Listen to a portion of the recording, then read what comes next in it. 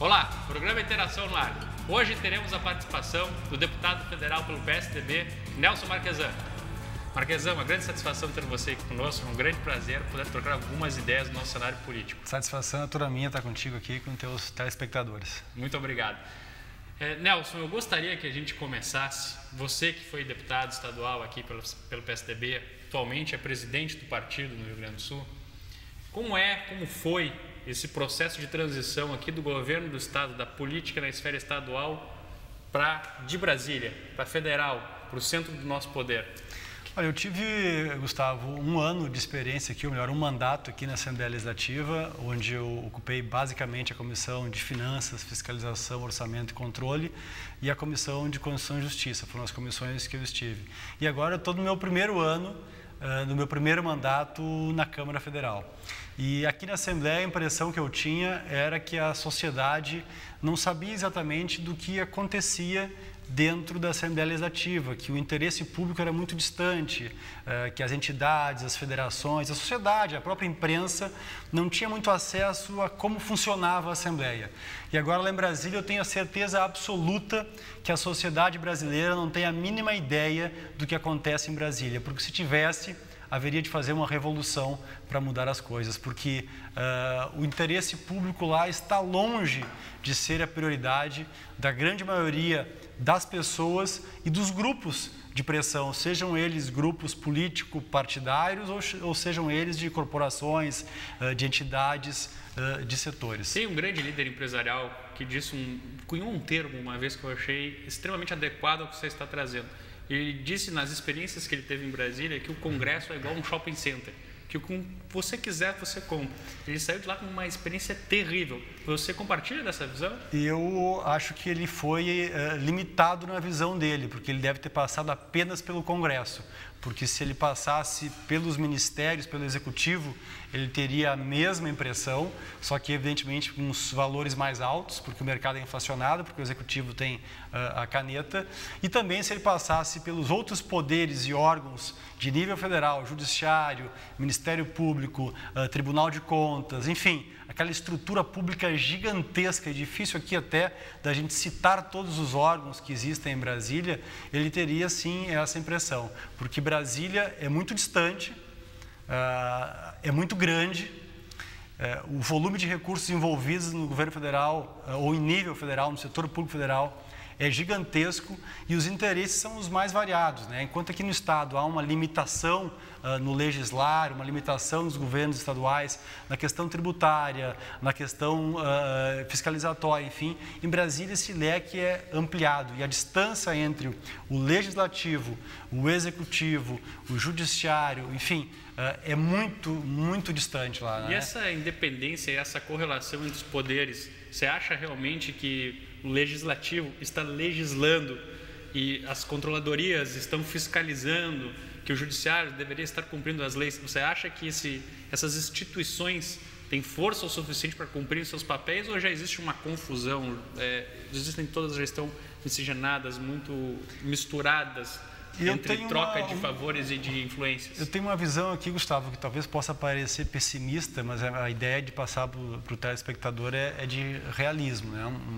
É exatamente o que eu percebo e o que eu sinto, que pode ser até desestimulante, mas é o que eu percebo como realidade, de que há uma grande troca de favores, uma troca de negócios, uma troca de interesses financeiros privados entre todos os poderes e todos os órgãos no setor público. Mas quando chega em Brasília, por esta distância, por esse tamanho, por essa dificuldade de fiscalizar e porque existe muito poder mesmo e um certo temor pelo telhado de vidro um de outro, há um grande apadrinhamento, ou seja, não mexe comigo, Gustavo, aqui do Judiciário, que eu não mexo contigo no teu ministério, que eu não mexo lá no Legislativo, né? Então eu diria que é mais do que uma liberdade que não cabe na República, é uma libertinagem. É um sistema, né, de cooperação para Exatamente. que o sistema permaneça do jeito para que que o está. sistema permaneça como está, para que o público não seja público, para que nós não tenhamos a transparência no setor público, para que não tenhamos uma medição de resultados, né? O patrimônio de ministros do STF, do STJ, de parlamentares, de servidores públicos é absolutamente incompatível e de uma forma generalizada em Brasília com a remuneração que eles ganham oficialmente. E isso com o COAF, com a Receita Federal, com o Ministério Público Federal, com o Tribunal de Contas da União, com o Ministério Público Eleitoral, Tribunal de Contas Eleitoral, enfim, com uma série de instituições públicas pesadas, caras, é evidentemente que se houvesse o interesse dessas entidades, desses órgãos, dessas instituições, haveria de ter transparência e, obviamente, de essas irregularidades que agora, por uma questão interna lá, o CNJ revelou uma parte. Isso haveria de aparecer. Então, não há esse interesse. Mas você não concorda que, pelo menos temos visto na mídia, diversos casos já de corrupção sendo desmascarados? Será que o Brasil já não iniciou um processo de transformação, mesmo que lento ainda? A gente vê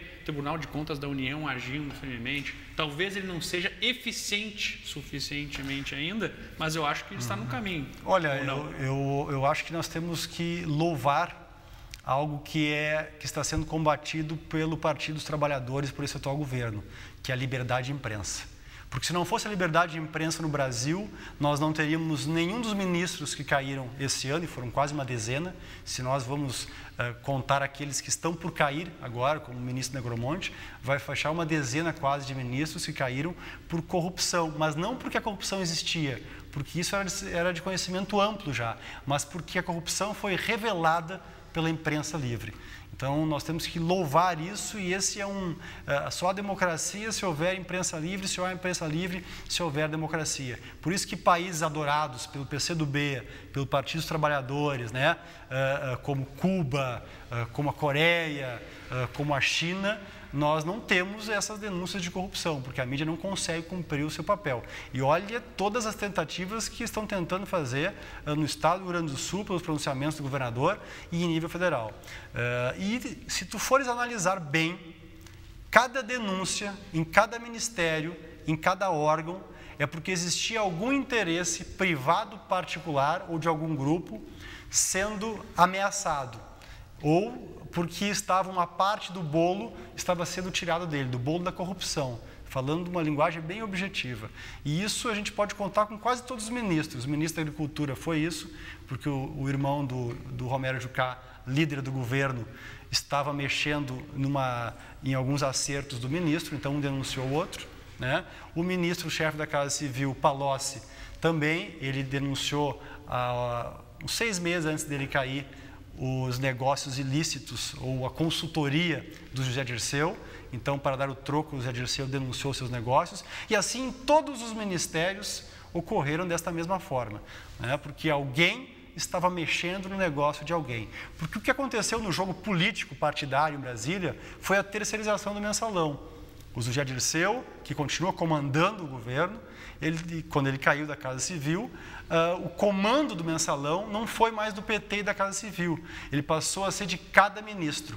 Então, o ministro Orlando Silva, do PCdoB, no Ministério dos Esportes, se encarregava do mensalão para os parlamentares, alguns, evidentemente, do PCdoB.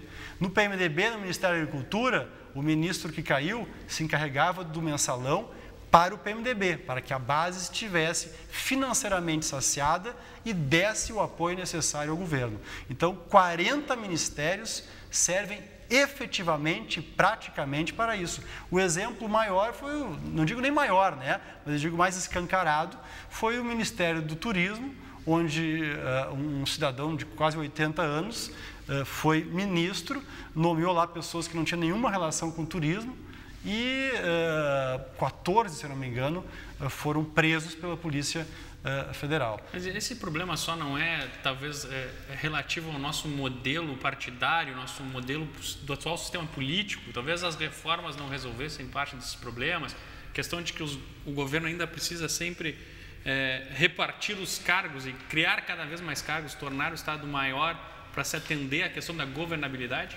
Isso é um problema que não é do atual governo, mas a forma que esse governo exerce o poder, ela corrompe todo o sistema, de uma forma generalizada e institucionalizada. Porque uma coisa é existir corrupção no setor público, e isso existe, porque no setor privado também existe. Por menor que seja o negócio, né, aquele do setor de compras, a gente sabe que na maioria das empresas tem que ficar em cima. Você disse uma grande verdade, é que como não é de interesse tão público, aparece pouco, mas existe muito. Aparece pouco para o geral, mas na empresa tem alguém fiscalizando. Certamente. Tanto é que os caixas de muitos bares, padarias, açougues, ele é filmado, porque a pessoa do caixa pode desviar algum recurso, não contabilizar, não registrar. Então, isso ocorre. Contadores, advogados que fazem negócios escusos com seus clientes.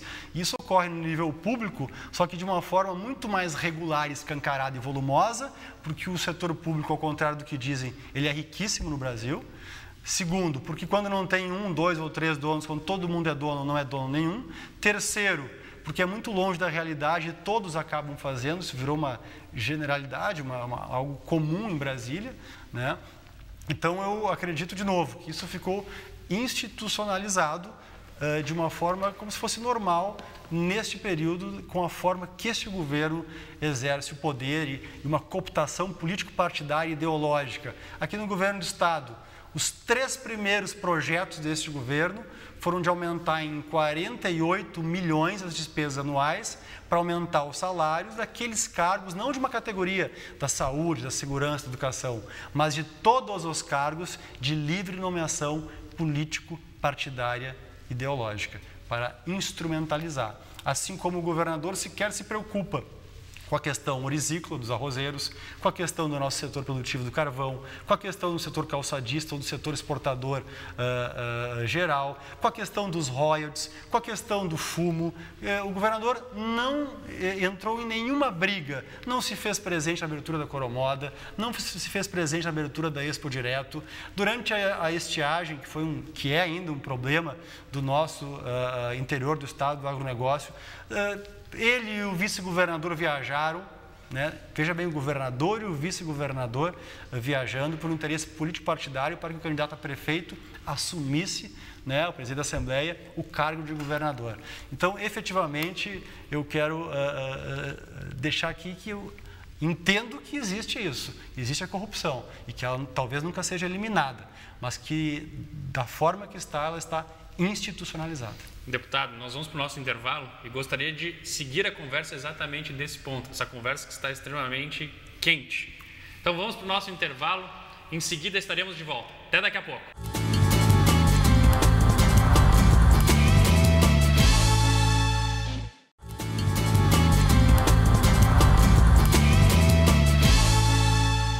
Estamos de volta, hoje com o deputado Nelson Marquesan, deputado federal pelo PSDB e presidente do partido no Rio Grande do Sul.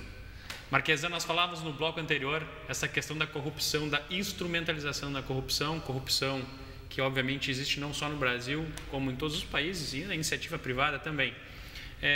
Brasília, você vê isso uma questão mais complicada. Rio Grande do Sul, um universo menor, talvez pelo nosso histórico. Nós temos aqui o Estado, uma cultura muito forte e uma ética muito desenvolvida. Essa sua postura em Brasília é bem vista de combate à corrupção? Estou no meu primeiro ano, ocupando os espaços e, evidentemente, sendo isolado de alguma forma também por essa minha postura e de certa forma, agregando, né, aquelas pessoas que pensam dessa forma. Não é uma batalha fácil, porque lá em Brasília a grande disputa na Câmara Federal é por espaço na mídia, né? Por espaço político, mas principalmente na mídia, ou de relação com o executivo. E isso, evidentemente, não é a minha prioridade, então eu pego, por exemplo, 3 horas por semana para evitar que um projeto que está na Comissão de Constituição e Justiça, que autoriza a repatriação de recursos sem dizer a origem, né, e pagando 10% de tributos, ou seja, menos da metade do que todos nós aqui, o cidadão, paga do que é lícito e declarado. Dinheiro de tráfico de pessoas, de drogas, enfim, tudo isso poderá ser repatriado se esse projeto for aprovado. Então, é uma postura que ainda não ocupei o espaço que gostaria, é difícil de tu arregimentar pessoas que verdadeiramente queiram. A gente lembra de discursos históricos contra a corrupção e na semana que vem aquela pessoa perdia o mandato, enfim, né? Então é uma pauta, é uma matéria pedregosa e a gente não sabe se está pisando numa pedra ou em algum ovo que pode quebrar a qualquer momento e ficar sem base. Mas eu quero discordar disso que tu disseste, que aqui no Rio Grande do Sul é diferente. Esta é uma falsa imagem que nós temos e que, infelizmente, isso nos causa um prejuízo, porque nós continuamos a achar que os gaúchos são os mais honestos, são os melhores, até acredito que temos as mulheres mais bonitas, né? Mas, enfim, que o nosso judiciário é melhor, que os nossos advogados são melhores, que os nossos empresários são os melhores, e isso tem nos feito mal, porque a corrupção, evidentemente, que já atingiu o Estado do Rio Grande do Sul, e isso basta ver nas eleições municipais e nas eleições estaduais, né? O grande volume de recursos que é colocado nas campanhas e que não aparece nas declarações, né, de valores colocados oficialmente nas campanhas. Então, vamos deixar de nos iludir. O Detran é um exemplo disso, o DAIR é um exemplo disso, o Clube da Cidadania foi um exemplo disso, e assim tantos outros que nós temos aqui no Estado. Agora, essa questão também não é exclusiva de nenhum partido de governo ou não, né? Exatamente. Tivemos, inclusive, dentro dos próprios partidos, até foi comprovado que não existiu pelo menos essa diferença, como em diversos outros também foi comprovado que não existiu. Exatamente. Os exemplos que eu citei, eles ultrapassam, eu estou falando do Estado do Rio Grande do Sul, tentando mostrar o que eu entendo, que isso está generalizado. Volta para o problema dos modelos de partidos. Pelos modelos de partido e por uma perda de valores, que é a grande herança do governo Lula, né? A grande herança do governo Lula não é todos os prejuízos que ele trouxe para a área da educação, onde todos os índices pioraram, nem para a área da segurança, nem para a área da saúde, que está caótica, né? Nem para a área, não diria que nem na área da corrupção, onde 60% da corrupção está nos recursos de saúde e educação, segundo estudos do IPEA, que é um órgão federal. Mas o exemplo de que pode tudo, o exemplo dele chamar o presidente da Câmara, que foi cassado por corrupção, como alguém injustiçado, dele chamar o Jader Barbalho de injustiçado, dele defender todos os seus ministros corruptos, dele manter a estrutura do mensalão e dizer que nada viu porque não queria se comprometer com nada. Mas, Marques, só uma questão que eu acho muito importante em defesa da democracia. A liberdade de imprensa é fundamental para que esses processos venham à tona. A partir das denúncias, existem o Ministério Público e o Judiciário para que isso sejam encaminhados em processos que sejam julgados. Existiu condenação nesses casos? E se não houve condenação, existiram provas? Eu acho que isso é o que falta no Brasil. O Brasil reclama tanto da questão da impunidade, mas é que quando a gente vê, realmente, as pessoas têm o direito da defesa e precisa de provas. Veja e a gente bem, não vê aparecer isso. Como vai haver condenação se o Judiciário estava em peso na Câmara Federal, formando uma frente parlamentar em defesa do Judiciário, com o João Paulo Cunha, presidente da Câmara na época do mensalão, que, se eu não me engano, renunciou, isso eu não tenho certeza, que hoje é presidente da CCJ e que ele, como presidente da CCJ, encaminhou uma emenda para botar recursos para aumentar a remuneração do Judiciário. E, veja bem, os ministros que estavam lá ao seu lado são os que vão julgar o mensalão. Um deles, o Lewandowski, que é o relator, se eu não me engano. Aliás, que existe um grande risco que, se não for julgado de forma apressada, vai se prescrever. E já tem algumas arguições, inclusive, com relação à competência, de foro privilegiado ou não, que dizem que vai acarretar nulidade de todo o processo, que ele vai ter que voltar para a primeira instância. Para que entendam em casa só esse processo de prescrição, existe o processo e existem as provas, né? Tem que ser apreciado pelos juízes.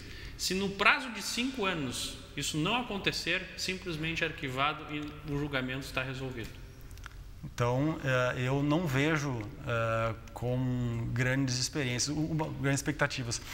O maior exemplo disso é o que está acontecendo no CNJ, com a ministra Calmon, que a única coisa que ela fez foi dizer que é contra os juízes corruptos. Veja bem, este foi a manifestação, que nós temos que combater eu não lembro qual foi a expressão, né, mas ela quis dizer os corruptos de toga, né, que é uma parte do judiciário. E como nós sabemos, em toda a sociedade, acabamos de falar nisso, existe corrupção. A revolta e as manifestações, a virilidade, eu diria, nas manifestações contra a ministra, por esta manifestação em defesa do judiciário que ela teve e contra a corrupção, foi algo inacreditável, né? Eles não querem que a corregedoria cumpra o seu papel. Assim como o COAF, que é um órgão responsável por, no sistema financeiro, analisar as movimentações financeiras e que tenham indícios de ilegalidade, mostrou que no Judiciário Federal, 860 milhões de movimentações irregulares, que pareciam irregulares. E a ministra, enfim, solicitou essas informações porque é a responsabilidade dela investigar. O COAF encaminhou ela. E ela, evidentemente, vai investigar. E ela está sendo combatida e condenada por isso. Então, eu não acredito que, se não houver uma movimentação da imprensa e da sociedade, que está cada vez mais comprada, com medo, tentando sobreviver ou absolutamente sem esperança, se a gente não conseguir mudar esse quadro geral e a sociedade se movimentar contra isso e nós recuperarmos os valores que repito, foi o pior legado da era Lula, eu acho que nós não devemos depositar as nossas esperanças nas instituições por aqueles componentes que nelas estão hoje. Pergunta curta e complexa. Pode não haver corrupção em algum partido? É curtíssima e é complexa. Eu quero te dizer que hoje no PSDB estadual, nenhum dos integrantes da executiva está indiciado, processado, investigado, ou sobre nenhum dos integrantes, que são 15, não existe nenhuma mácula de corrupção na sua história, né? E nós estamos tentando tornar isso possível. Agora, é muito difícil que num partido onde as pessoas chegam, se filiam, concorrem, ocupam cargos públicos, né? E de uma forma que não há do partido um controle efetivo da gestão, dizer que dentro de um partido não há corrupção. Até porque os partidos são instituições muito grandes e compostas de forma muito plural. Existem pessoas de vários níveis sociais, de várias crenças religiosas. O problema está quando isso vira quando isso institucionaliza, né? Como foi o mensalão, que todos os integrantes da Executiva Nacional estavam envolvidos, tiveram que renunciar, foram indiciados e a maioria está sendo processada, né? Então, este é o problema, quando vira institucionalizado, como foi o caso do Clube da Cidadania aqui no estado do Rio Grande do Sul, onde os seguros estavam envolvidos, seguros do estado envolvidos com o partido. Então, uma forma de viabilizar extraoficialmente o partido através dos seguros das instituições públicas do Estado. Então, este é o risco, porque a corrupção, evidentemente, ela é descoberta, ela tem que ser punida em qualquer órgão, em qualquer partido. Marquesan, estamos encaminhando para os nossos minutos finais dessa entrevista, que foi extremamente rica, e eu gostaria que você desse para o nosso público uma mensagem pessoal, os seus planos como liderança jovem do Estado, uma liderança gaúcha, hoje a nível nacional. O que você pretende para esse futuro próximo? Eu quero apenas deixar claro que essa forma realista, do meu ponto de vista, ela não é pessimista, pelo contrário. O deputado mais votado percentualmente do Brasil é o deputado Regufe, do Distrito Federal, e é um deputado que combateu a corrupção, é um deputado que não aceita doações de pessoas jurídicas, até porque o Distrito Federal tem uma região geográfica pequena, então é outro tipo de campanha. Então, eu quero dizer que há esperança, mas a esperança está no eleitor, a esperança está na sociedade, está nas entidades organizadas e não efetivamente, do meu ponto de vista, nas instituições que já estão tomadas pela força das corporações, os interesses das corporações. Só se elege presidente de um poder, de um órgão ou de uma associação de classe quem defender os interesses corporativos, e esses não são, como regra geral, os interesses públicos, os interesses da coletividade. Então, eu quero dizer que a minha grande batalha é naquilo que eu acho que é a ferramenta para a gente melhorar a gestão, para a gente diminuir os tributos, para a gente combater a corrupção, que é a transparência. Se eu tivesse que resumir uma ferramenta, a ferramenta seria transparência, para a gente atingir, vamos resumir uma palavra também, justiça de verdade. Com transparência, com certeza, alcançaríamos um processo de transformação para o nosso Brasil, que acho que é fundamental para a gente realmente seja uma certeza. O Brasil ele não pode ser uma esperança, tem que ser uma certeza. Chegaremos lá. Tomara. Muito obrigado pela sua participação. Foi uma grande conversa, uma rica troca de ideias. Espero que a gente possa encontrar aqui novas oportunidades no nosso programa. Eu também. Muito obrigado. Agradeço a audiência de todos vocês. Espero que possamos contar com ela nos próximos programas. Caso queiram interagir conosco, vocês podem fazê-lo pelo nosso e-mail ubratv@ubratv.com.br ou pelo Twitter no @Gustavo_N e também pelo Facebook. Até o nosso próximo programa.